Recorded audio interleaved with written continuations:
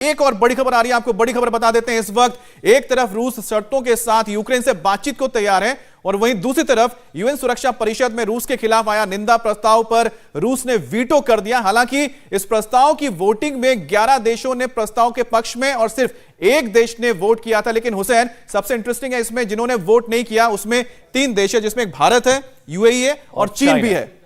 और यह हम बता रहे हैं 11 लोगों ने इस पक्ष में दिया, एक ने विरोध किया और 3 जिसमें भारत, यूएई और चीन ने एब्सेंट किया है। पक्ष में वोट देने का तो खैर बहुत कम ही सवाल था, इसीलिए एक ही वोट पक्ष में पड़ा। लेकिन उससे भी बड़ी चीज ये थी कि रशिया के पास वीटो पावर थी, उसने वीटो पावर का इस्तेमाल किया है। सवाल यह कि दुनिया भर के दबाव के बावजूद अगर पुतिन इस दर्जे बेलगाम होकर के आगे बढ़ रहे हैं तो ये बात यूक्रेन ने क्यों नहीं समझी? जेलेंस्की क्यों इतने ज्यादा ये समझ रहे थे कि नाटो देश उनके सपोर्ट में आ जाएंगे, यूएस उनके सपोर्ट में आ जाएगा, और उन्होंने अपने लोगों की जिंदगी दांव पर लगा दी? देखिए यही है, इसी को कहते हैं चेंज ऑफ रिजीम, पॉपेट गवर्नमेंट। पॉपेट लोग हैं जो कि अपने लोगों को ला करके इस तरह से आप करते हैं।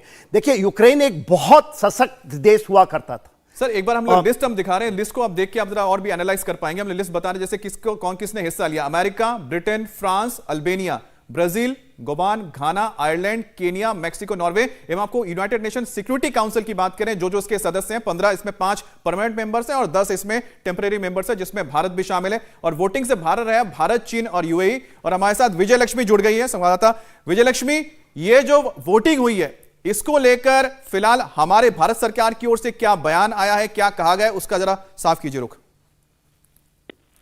देखिए, जो वोटिंग हुई है उसके बाद वोट ऑफ एक्सप्लेनेशन, हर देश को जो है एक्सप्लेनेशन ऑफ वोट जो है वो भारत की तरफ से भी आया है और भारत ने एब्सटेन किया इस पूरी वोटिंग प्रोसेस से। और एक बैलेंस व्यू अगर आप देखें अमित, तो एक बैलेंस व्यू भारत का रहा।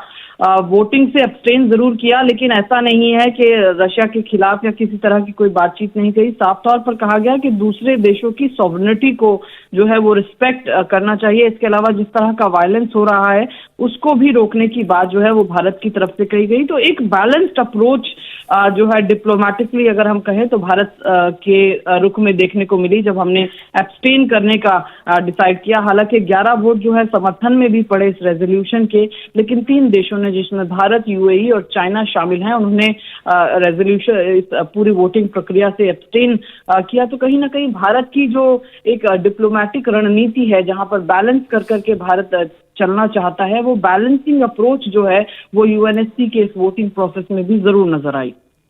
इंडिया टीवी हर वक्त हर जगह डाउनलोड करने के लिए सर्च करें India TV news Google play store या ऐप स्टोर पर।